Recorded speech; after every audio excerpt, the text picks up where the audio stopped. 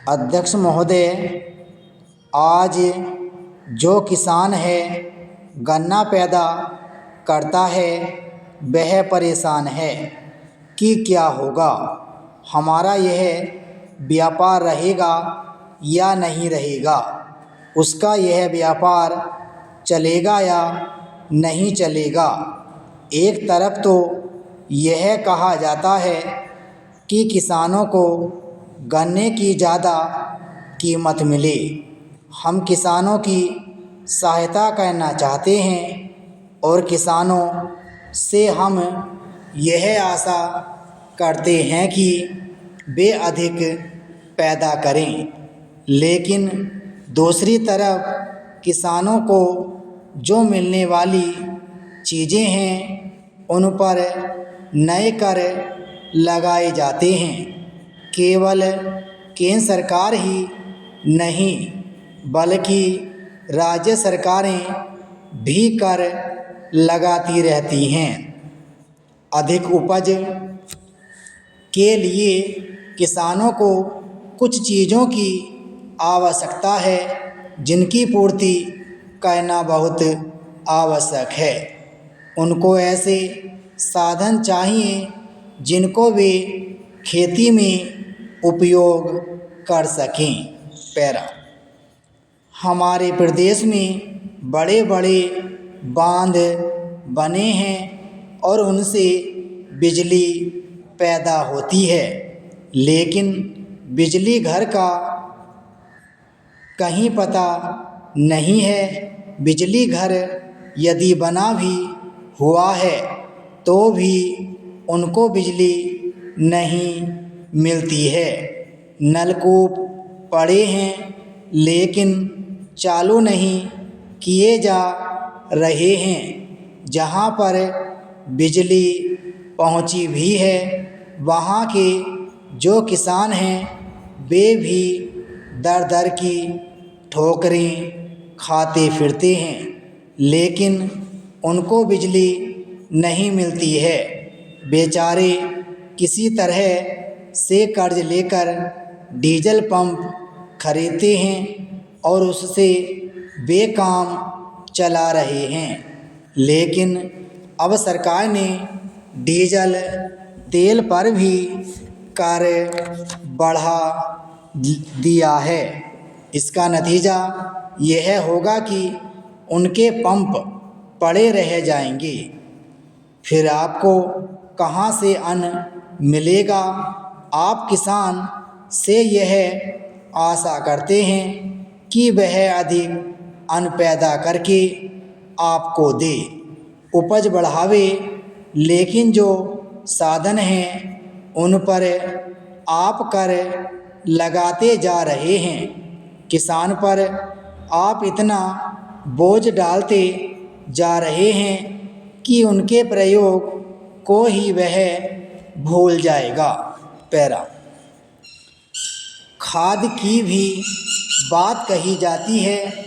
आप कारखाने भी खोलना चाहते हैं। दुनिया के जो बड़े बड़े देश हैं उनको आप निवेदन कर रहे हैं कि यहाँ आकर वे खाद के कारखाने खोलें और खाद पैदा करें।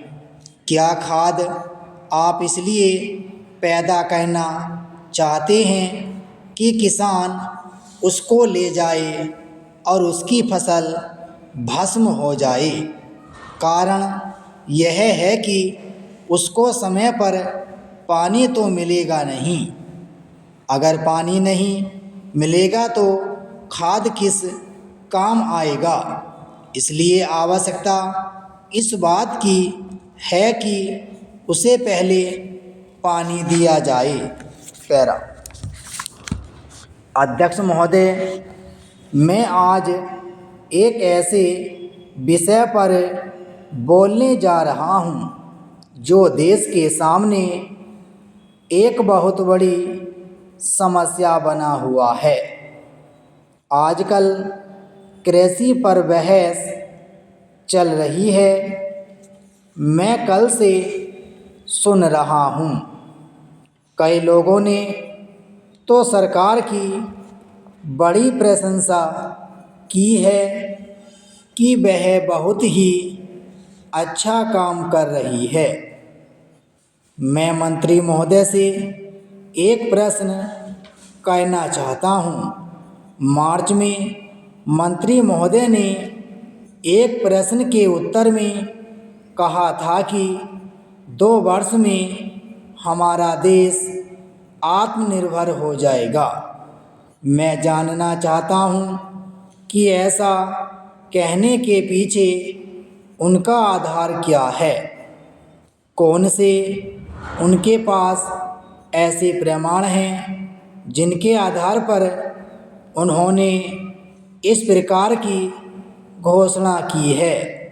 मैं चाहता हूँ कि जब वह उत्तर दें तो इस बात को अपने उत्तर में बताएं।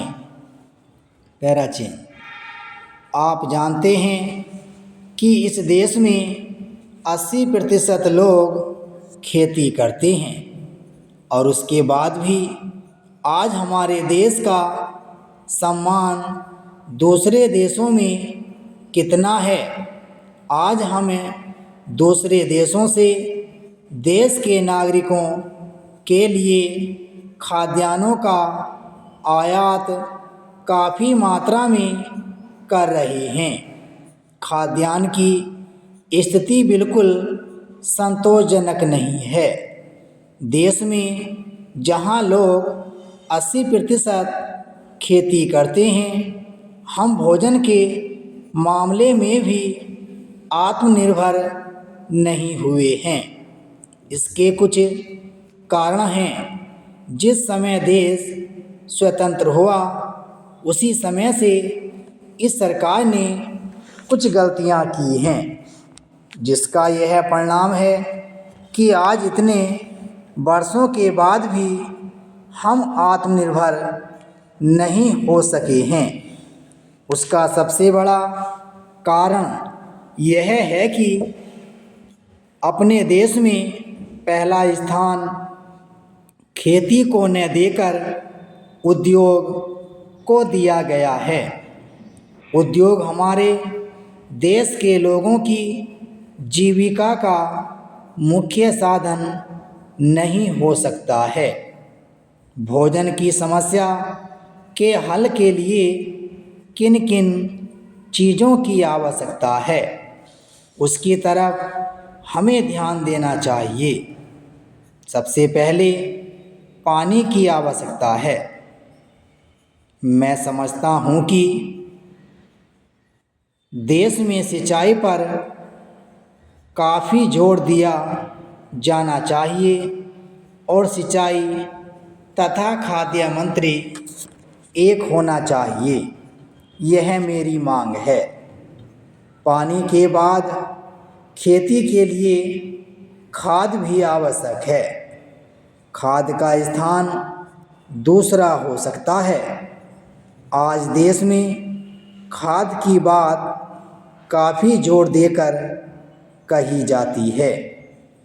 यह कहा जाता है कि उपज को बढ़ाने के लिए खाद की आवश्यकता है।